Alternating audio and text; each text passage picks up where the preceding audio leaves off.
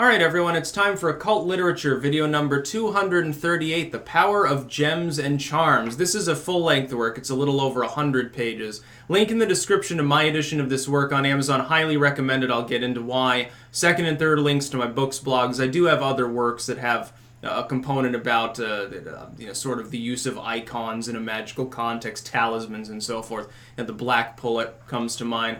Now this is a really good work overall. It's interesting, Geo Bratley, the author, very little about him known, but there is some. I was able to dig up one source that appears to insinuate that he and A. Osborne Eves actually wrote a book together at one point. Osborne Eves wrote Modern Vampirism and How to Protect Against It, I think it was entitled. Interesting book. He made the claim that vampires were very much real. We're talking in the post-Bram Stoker era. He's saying, yeah, vampires exist in the physical sense.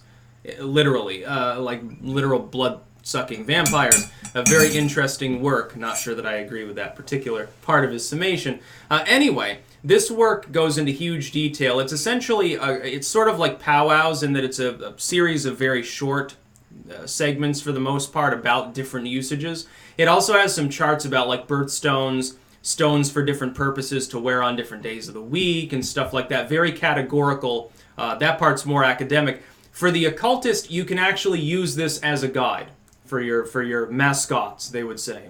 By the way, the term mascot, like a sports mascot, it's like a good luck fetish, essentially. Fetish being related to the use of sort of little charms and things of that nature.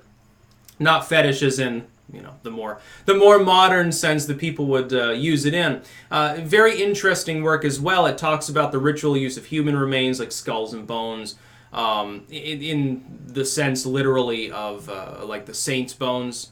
As a talisman, like a church would keep. Here's a nail from the cross. Here's a piece of St. John's left temple, sort of thing. It talks about good luck. It talks about destruction and protection, sort of healing. Keeping the wearer safe from evil. Good luck in a general sense, like a four-leaf clover thing, as well as relationships, which was fairly common in the era as a sign, as sort of a symbol.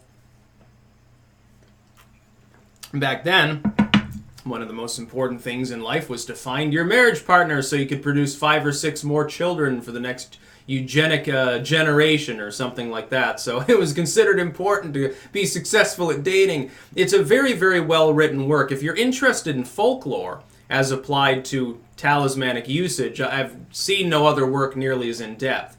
There's coverage of the topic, but it's usually not an entire work. If you're interested in actually practicing magic, yes, you can use this as a guide for some of those physical reasons.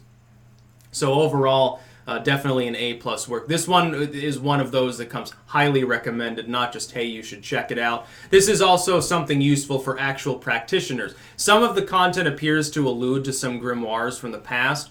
I'd have to look into that a little bit further to draw the connections. But it's definitely a worthy work, and again, it is more full length than many of these that I edit. Now, sometimes people are like, some people used to look at my bookshelf, just as a quick aside here, and say, why are all your books so small?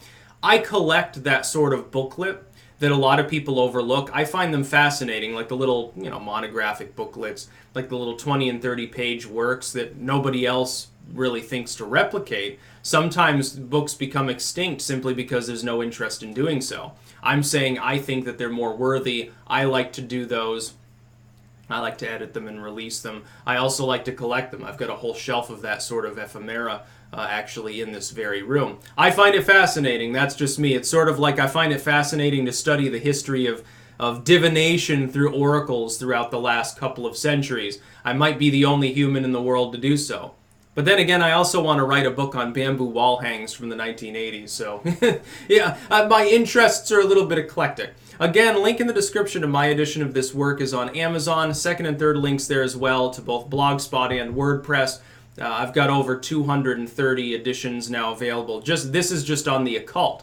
There are also another dozen that are on, other topics, some fiction I wrote, some political material as well. That's about all. Peace out.